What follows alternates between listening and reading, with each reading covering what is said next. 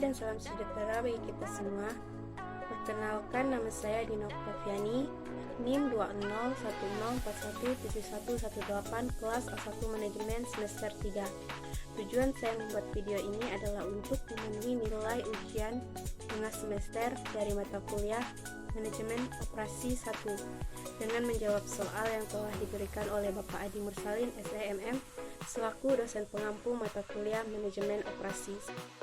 Soal nomor 1. Manajemen operasional secara umum adalah sebuah usaha pengolahan secara maksimal dalam penggunaan berbagai faktor produksi, mulai dari sumber daya manusia, SDM, mesin, peralatan, bahan mentah, dan faktor produksi lainnya, dalam proses mengubahnya menjadi beragam produk barang dan jasa. Coba saudara jelaskan pengertian manajemen operasional menurut para ahli di bawah ini. Yang pertama, J. Heiser dan Barry Render. Menurut J. Heiser dan Barry Render, pengertian manajemen operasional adalah serangkaian kegiatan yang menghasilkan dalam bentuk barang dan jasa dengan mengubah input menjadi output.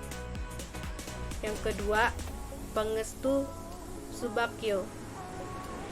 Menurut Pangestu Subakyo, pengertian manajemen operasional adalah penerapan ilmu manajemen untuk mengatur seluruh kegiatan produksi atau operasional agar dapat dilakukan secara efisien.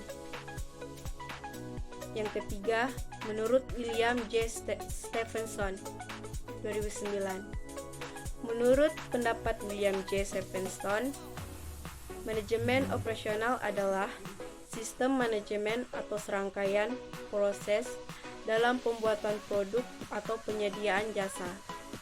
Yang keempat, menurut Richard L. Darb. Menurut pendapat Richard L. Darb, manajemen operasional adalah bidang manajemen yang mengkhususkan pada produksi barang serta menggunakan alat teknik khusus untuk memecahkan masalah produksi. Yang kelima, James Evans dan David Collier.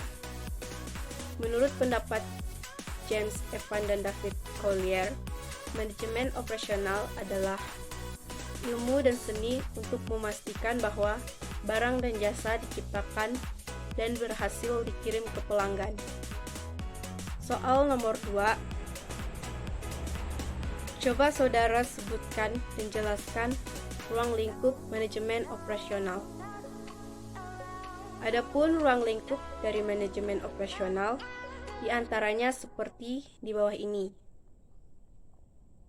Yang pertama, perancangan atau perencanaan sistem produksi dan operasi. Perencanaan sistem produksi diawali dari proses perencanaan produksi. Tujuan dari perencanaan sistem produksi ini adalah untuk menghasilkan produk ataupun jasa yang sesuai dengan apa yang dibutuhkan oleh konsumen nantinya, baik itu meliputi kualitas, harga, dan waktu.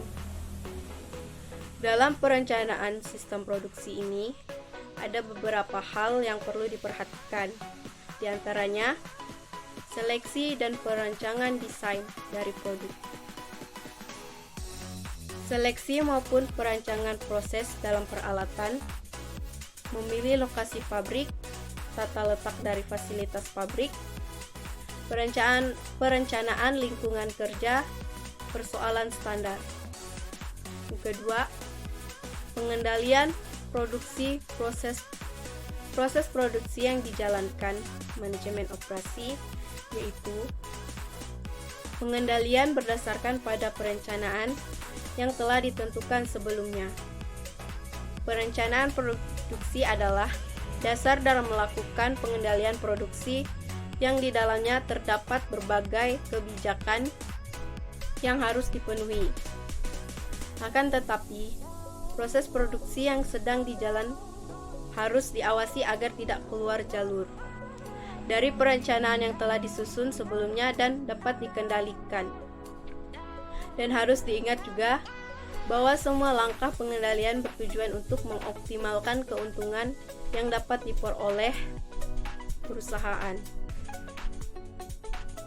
dengan cara menghindari kesalahan yang dapat merugikan perusahaan. Yang ketiga, sistem informasi produksi. Sistem informasi produksi terdiri dari 3 bagian, diantaranya meliputi yang pertama, struktur organisasi, yaitu proses dalam menjalin hubungan antar komponen-komponen organisasi dengan tujuan organisasi supaya aktivitas dari organisasi tersebut dapat diarahkan untuk mencapai target atau tujuan organisasi. Yang kedua, produksi atas dasar pesanan, yaitu biasanya para konsumen ingin diperlakukan secara berbeda antara konsumen yang satu dengan konsumen yang lainnya.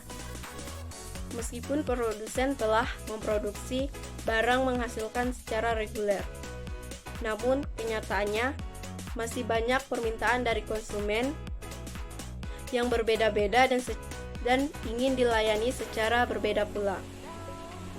Jadi, ini adalah tugas dari manajemen operasional, apalagi kalau sampai kualitas produksi yang dimiliki masih jauh dari apa yang diinginkan konsumen.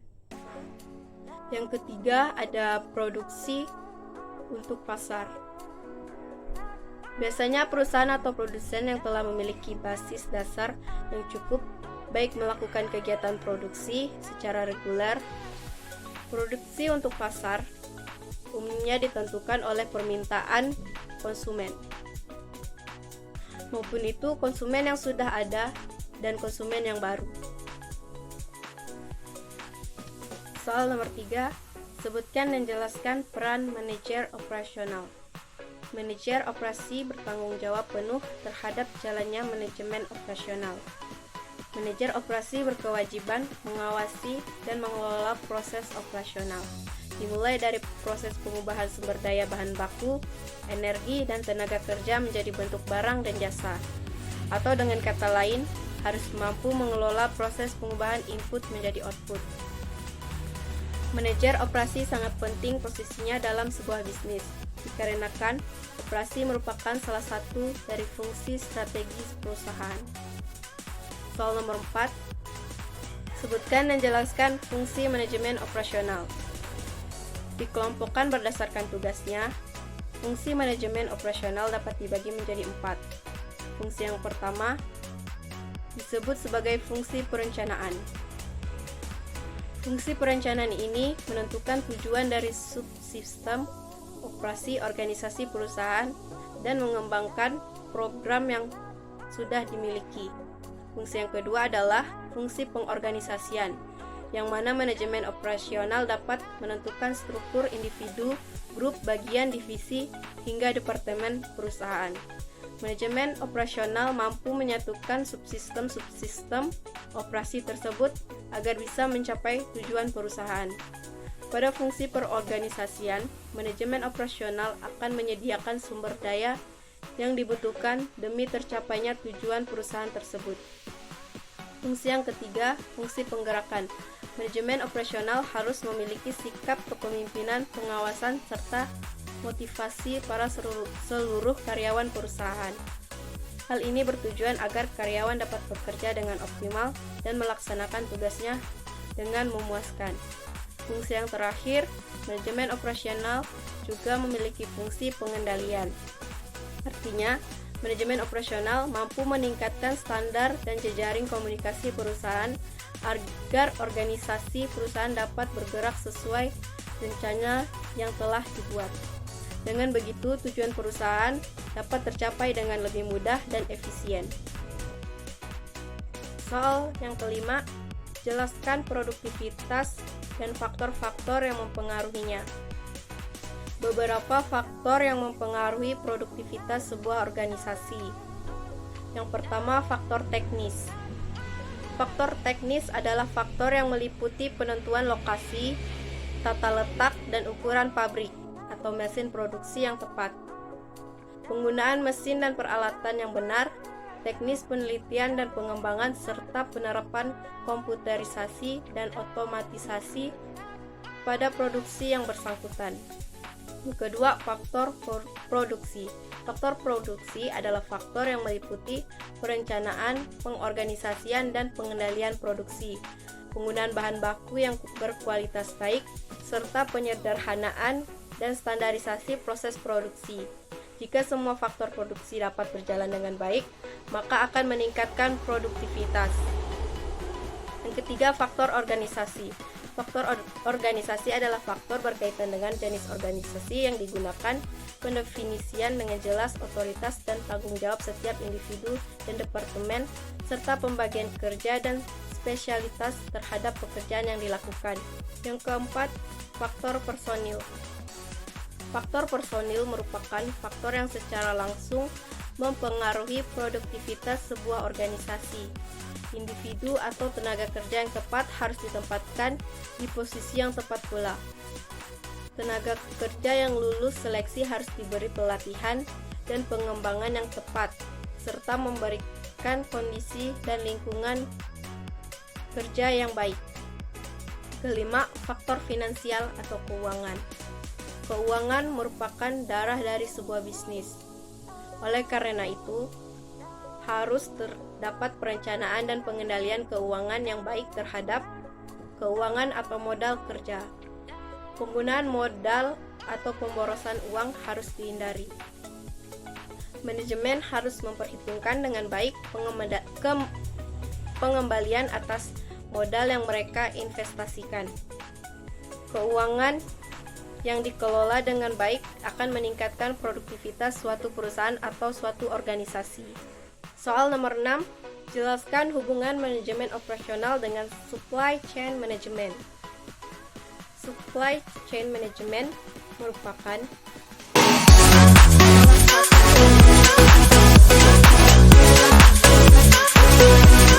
kebutuhan dari customer, terutama pada bisnis yang berhubungan dengan manufaktur, retail maupun grosir.